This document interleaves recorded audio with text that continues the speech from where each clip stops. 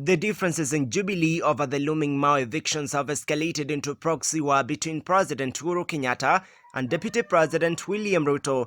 The allies have been issuing ad-eating statements on whose authority the evictions should be executed, whereas Uhuru's allies maintain that the president should not be sucked into the eviction debate. The Ruto camp holds that the expulsion is illegal. The deep wedge was evident yesterday going by the remarks by Cherangany MP Joshua Kutuni, a Uhuru ally, and Elgeyo Marakwet Senator Kipchumba Murkomen, a Ruto ally. Kutuni was once Uhuru's political advisor, took the matter to Ruto's doorstep, saying that the DP office shall be held responsible, having been tasked with handling the Mao issue at the expiry of the Grand Coalition's term. He accused the DP of letting his people down despite holding the second most powerful post in the country. The Cherangany MP further sought answers on how the 18 billion shillings donor money for the Mao restoration was spent. Kutuni added that there was a money from UNEP to a tune of 18 billion Kenyan shillings for resettling the squatters and plant trees. Some groups were settled in Uasin Gishu, Kericho, and Nakuru. Since then, there has been no effort or sustainable program to resettle the people. For him, the Mao debacle is being used by politicians with selfish ambitions ahead of the 2022 general elections. Good afternoon. Thank you very much for affording me this opportunity. I am here to update you on the situation of Mao. I know this is a subject that has been in public domain for the last few months and or the last 1 year, because even if there was a lull, there was a break, this is an issue that has been in our conversation for almost the last 1 year, but everybody knows it's been here for decades. Today, I want just to update you on what's been happening and what's our position. I'm here in my capacity as a chair of a caucus of members of parliament who come from the Rift Valley, and of course in my individual capacity as the majority leader in the Senate. And a person also, I need to define my interest. And actually a son of a squatter, someone who has gone through what the people in Mao have been subjected to. First, I want to say that it should be known to the Republic that the Jubilee administration was founded on a foundation that was about bringing Kenyans together after the post-election violence of 2007-2008 and the evictions that became so emotive in both Embobut Forest, where I was one of the people evicted, and in Mao Forest. And President Uhuru Kenyatta and the Deputy President William Ruto had intense conversations that led to them coming together and forming a political coalition whose objective was to bring Kenyans together and solve problems that the people of Kenya were going through, including the Mao question. It also should be known that after 2013 elections, before the elections, something very significant, but which looked so simple and small that time, happened. On November 25th of 2009, President Uhuru Kenyatta, then the Deputy Prime Minister and the Minister of Finance, presided over a very important fundraiser to support the families and victims of evictions in Mao. And in that very important function, where I was at that point in time, I was just a lecturer in the university, sat behind there. President Uhuru Kenyatta made a statement which is profound, that even if we want to protect the future, you cannot destroy the present. And that became a motto and a policy that was carried over to government when President Uhuru Kenyatta was elected in 2013. We had consultations about how to resettle the people of Embobut, which partly some were resettled, others not succeed. I say so because I was in the task force before I was elected that was looking into the issues of the people of Embobut. And thereafter, some people also were settled in the Mao situation, some were not. And then, of course, you know what happened to the settlement of the post-election violence victims. Prior to the 2017 elections, there was calm, nothing was happening. In fact, it was agreed in the Jubilee administration that there is no a word called eviction does not exist in the dictionary and the vocabulary of Jubilee administration. After these elections, last year, there was an attempt to evict people from Mau. I visited there, many leaders visited there, and I believe that that eviction was stopped because it was realized that it was a personal agenda of the cabinet secretary. Recently, you were told that there was a 60 days notice given for people to be evicted from their settlements in Mau Narok, which is actually a trust land. And we were also told that schools were not going to be opened by none other than a cabinet secretary and a regional commissioner. Ladies and gentlemen, I want to tell you officially here that that is not the government position. That is not President Uhuru Kenyatta's position. That is not the government of Kenya position. That was a personal position of Keriako Tobiko and the RC Natembea.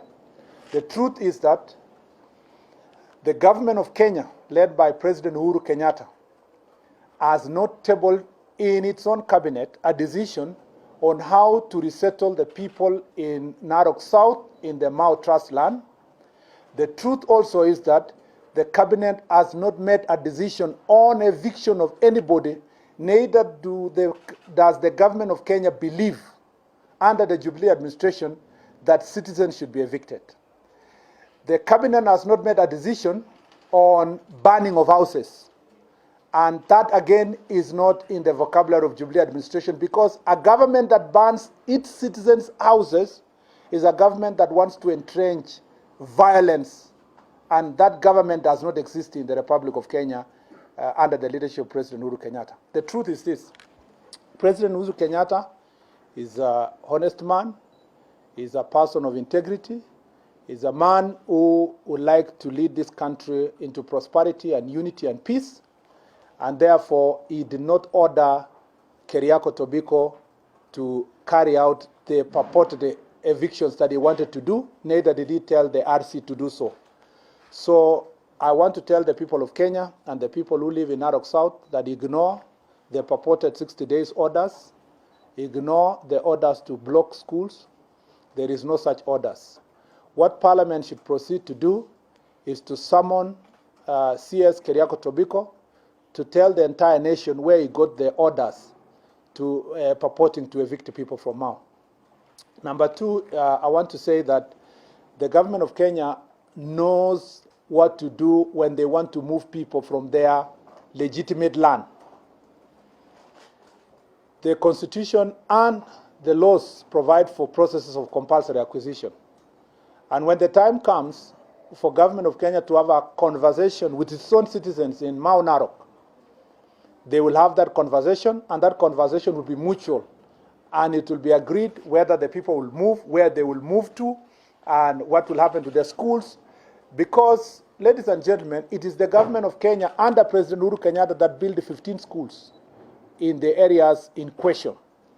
And therefore, any other conversation you hear people saying the government has not done this, the government has not done that, we as leaders, including myself, have called out Keriako Tobiko and Natembea for carrying out illegalities against the Constitution and against the position of the government of Kenya. In fact, I dare say that Keriako Tobiko should be called out for insubordinating the president and carrying out processes that are not been approved by the government of Kenya.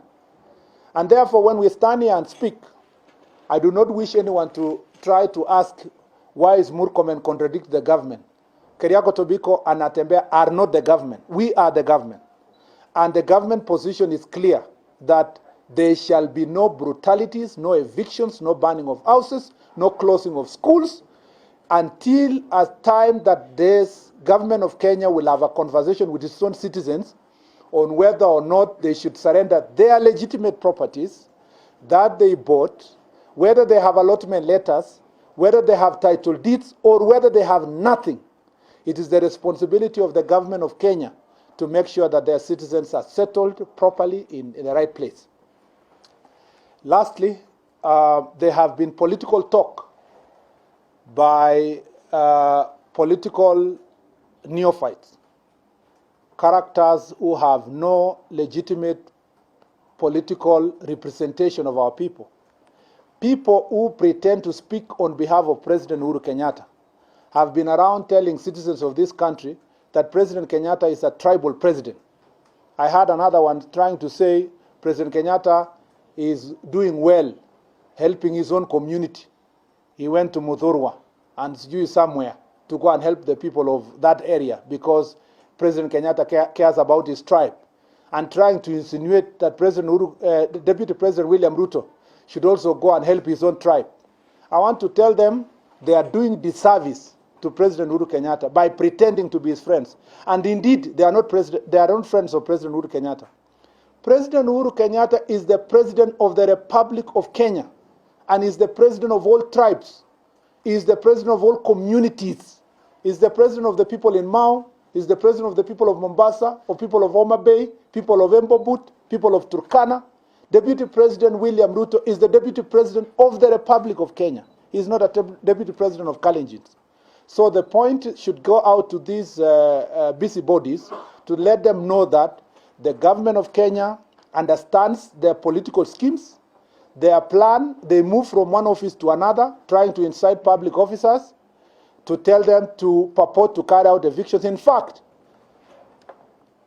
Honorable Kutunya and others should be investigated.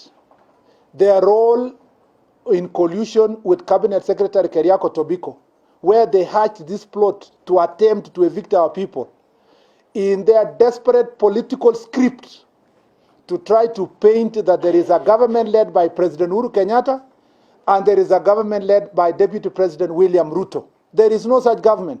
There is only one government of Kenya, and President Uhuru Kenyatta cares about the children in Mau just like he cares about children in Mombasa, in Kericho, in Elgeyo Marakwet, in Nyeri, in Kiambu. He is the legitimately elected president of the Republic of Kenya. That is all I want to say. And maybe in conclusion, just to add that yesterday some excited policemen arrested our colleague Johanna Ngeno, an MCS from Narok, when they were going to perform their constitutional duties, visiting their constituents. When the MCS were on their way to visit their constituents and to assess the situation of the schools and everything else, they were arrested by some excited policemen on orders of some other, perhaps, political functionaries. The truth of the matter is that those gentlemen have not committed any crime.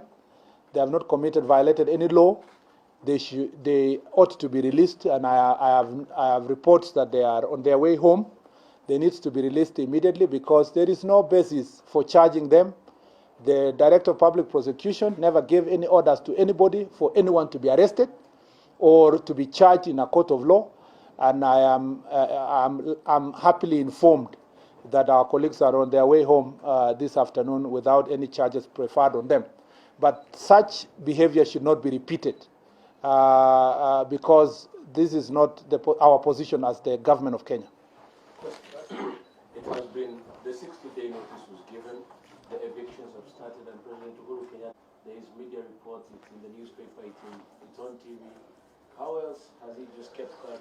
Respond to that. I don't know about media news and reports about. There are so many fake news that are going around about evictions, but it is true that the media have reported that the Cabinet Secretary and Regional Commissioner have given 60 days notice. It is true. But I want to tell the public that that notice is illegal. It's a personal notice.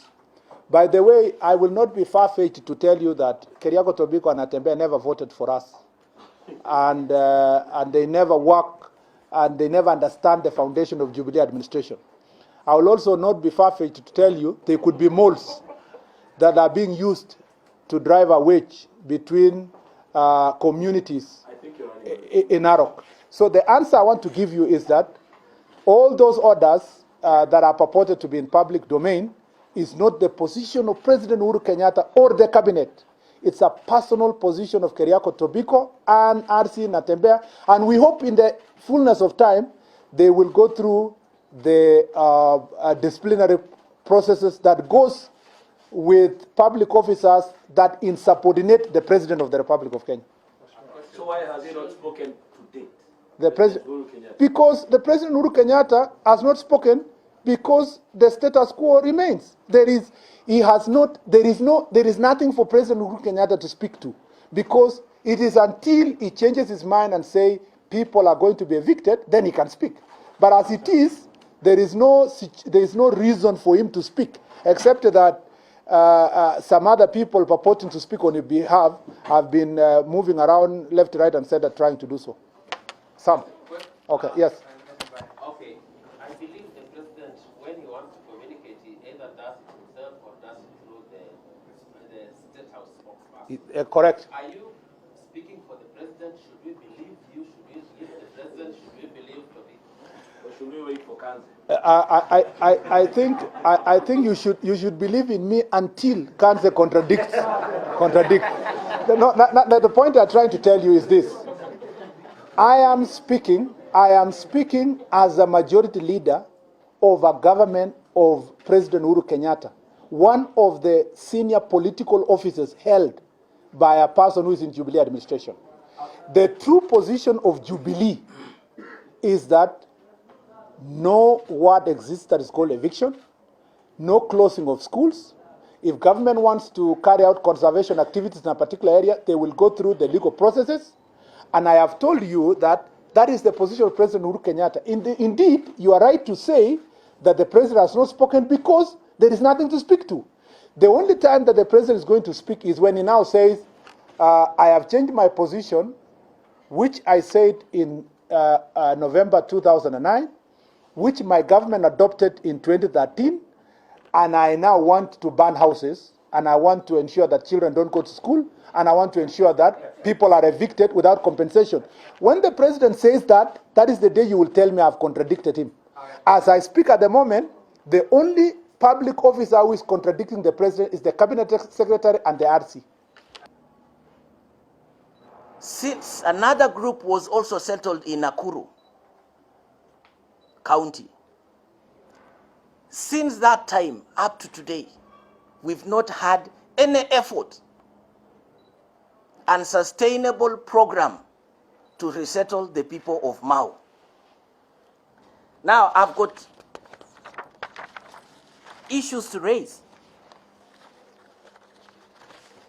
Before we talk about even the coalition or the government that we have today, the issue of Mau is affecting, I'll be blunt to say, it is affecting our people. And it did not start today. It started long time ago. One of the reasons that we had to form the government with our friends, and I have heard many people talk about one of the issue was Mau. Today, one of our own is occupying senior most position in government. Not only one, but quite a number. The Kalenjin community, they've got the deputy president in government. We have the leader of majority in the Senate. We have a good number of the cabinet secretaries in the cabinet. Before we start even engaging about what is the contribution of other people in government, we want to ask these people, with the positions that has been bestowed upon you by the community, because the community gave you these positions because they've got interest. How far have you gone or utilized the position to address the challenges that the people are facing? That is the very fundamental question that the people of Mau and the people of Rift Valley are asking people who are occupying these positions. It is very sad that the same people who are occupying these positions are crying, are going back to Mau to cry. Are the position too big for you to handle, or you have negated on the responsibility that was expected of you on these positions? And if the positions are too big for you to handle, the challenges that these people are facing, it is high time that you soul search and you consider even quitting these positions. I've heard many people talk about that the coalition, that if the Mau issue is not handled properly, it is going to either break or make Jubilee. I want to agree that perhaps maybe that can be another school of thought. But first of all, before we discuss about break or make Jubilee, can we agree that the Jubilee government was a coalition of two groupings, and each came with its own challenges? There was one group by Uhuru Kenyatta, which came with the issues of coffee and the SME challenges. And we've seen Uhuru addressing the issue of coffee, setting up coffee fund. We've seen Uhuru waking up very early in the morning, going to Nyamakima, Kikomba, to address the crisis of small, medium enterprises when they are in crisis. We want to agree, yes, we came into this government with our share of challenges, including Mau crisis and maize issues. I have never seen Deputy President waking up in the morning and visiting the people of Mau. We only wait until the last day when there is election. Then we make a visit to Mau. It is high time that he has to rise to the occasion and understand that the government was formed out of the interest of our people. It is high time that he speaks on the challenges that the people of Rift Valley are going through. We were here addressing the issues of maize. Now, if the president has tried to address the challenges of the people that matter most, if people want to agree that there was a coalition of that kind, it was a coalition of interest, we also want to put to the leaders that we have today in the positions that what effort have you put in place to ensure that there is resettlement? Because the thing is that Mau has to be conserved, but at the same time, the people who are there, assuming they don't have even the legitimate document, they are called squatters. Government cannot kill or evict the squatters. It must resettle these people in an alternative land. And the program was there, the money was there. Who took the money? Already the first groups, 2-3 groups were resettled elsewhere, in Cape Kabus, in Soin, in Rongai. Why do we have to wait? And in fact, it is high time that we also pose another question. Does politician want to use the Mau crisis for political selfish gain of 2022? Why do they have to introduce Uhuru Kenyatta's name in this? Yet we have a coalition of two people. When someone is in Central Province, he wants to remind us that I am the co-principal. When you come to Rift Valley, then you send sycophants to attack the president. We must tell each other the truth. We have become a laughingstock as a community because we are a community that is in government, but what is happening is that we are complaining every day. When it came to the issues of maize, for us to have sorted out the issue of maize, we had to demonstrate. We had to lobby farmers. It was never discussed in cabinet. When it comes to the issues of Mau, it is the same issue. They sit in cabinet. He should have introduced this one as an agenda. So I want to question, these people, because they keep on talking about blaming the government. It is not the time to blame the government. We must tell each other the truth, and the people who are occupying these positions at the interest of the community should come out and speak. I expected Murkomen to have brought the matter to the Senate for it to be discussed and find a solution. I expected them, there is a Rift Valley caucus. I had the chairman even of Rift Valley members of parliament yesterday talking about this issue, how the government is mishandling the process. They are telling the president that the president must even donate his own land. But then before even we go there, one of our own is spending 20 to 50 million a week in donations, which runs to 200 million in a month, which in a year is almost 2.4 billion. That is enough money to resettle the people of Mau. So instead of even donating the money to the churches and doing fundraising and blessing the sycophants and keeping them alive, he should set the money aside every week and resettle the people of Mau. That is the leadership that we are calling for at this time. We are not going to be taken for a ride anymore. And by the way, in 2002, the same people persuaded Kenyans to vote for KANU so that they can address the issue of Mau. The same people persuaded Kenyans and Kalenjin to vote for ODM in 2007 to sort out Mau. The same group persuaded Kenyans in 2013, I included, so then we can have a government that will address the issue of Mau. The same people, I included 2017, we persuaded again the same Kalenjin to vote for this government to sort out Mau. So we want to again persuade the same people to vote for us in 2022, so then we can come and sort out this issue? Is it not a hypocrisy? So we are using this thing as a political tool. We must now see solutions. What we are calling is that any effort by the government to evict these people must stop. I want to challenge the cabinet to come up with a joint communique, because there is no communication so far from the cabinet about this issue. And I want to also call our leaders who are going to demonstrate that that is not the way to go. They have caucuses. Can they go and have meetings? And then we sort out this issue instead of becoming an issue of blame game. We need to sort out the Mau issue once and for all. I've had people even trying to raise the issue of Prime Minister Raila Odinga. Where is Raila Odinga? This is a leader of opposition. And by the way, when people want to talk about the crisis in handshake between Raila and President has brought many changes, positive changes in Nyanza for the less than 2 years. We've had handshake between Uhuru and Ruto for the last 8 years.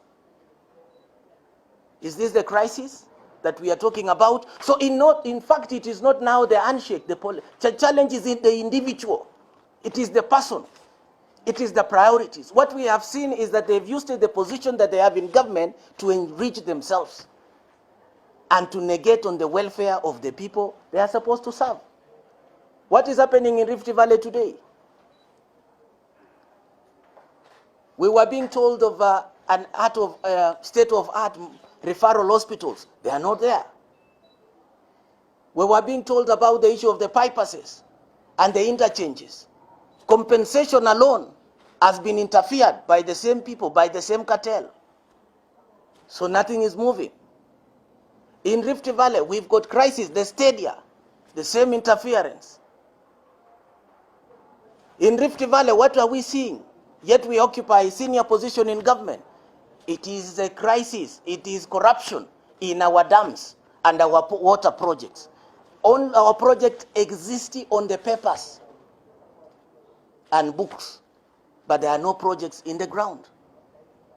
Why am I raising this? Because if you investigate all the issues, you'll find that the same sycophants, the same people who will want to blame Uhuru, are part of the people who are perpetuating all this interference. So we are calling for, I want to join the rest of, like-minded leaders, that we know the eviction should stop, and the government to find a program, a sustainable program to resettle the people of Mau. It might take 2 years, it might take 3 years, it might take 4 years. You heard even in one of the programs, the big question, where the deputy president was interviewed in one of the stations, and categorically he said, I don't know who, we are putting programs in place to sort out the crisis. That was before election of 2017, up to today. And in fact, he said there was no eviction, yet there was eviction. Now, if there was no eviction that day, there is eviction today. What is your input? In fact, they blamed one of the members of parliament to have created a scene. One of the member of parliament is Ngeno, who is now who's going to be arraigned in court. Since that time, assuming Ngeno choreographed eviction at that time and the burning of the houses, what are we seeing now? And between that time and up to today, what have you seen? What is your statement? What is your stand? What is the solution to the issue of Mau? By the way, the government comes into office. The government is elected to address the challenges the people are facing. Everybody can be a leader and can occupy that position. But people decide to come together through social justice to form a government through a democratic process. So then their challenges are addressed. But what are we seeing? A few individuals enriching themselves. By the way, if you go to Mau, the governor for Mau, for Masai, the Narok County, is a very close ally of the deputy president. Everybody who is supposed to be handling the Mau issue is his close ally. What effort have they put in place? Talk about even the budget committee. He's his very close ally. What have they done in terms of budgetary? Reporting for the Kenya Digital News, my name is John Matavam.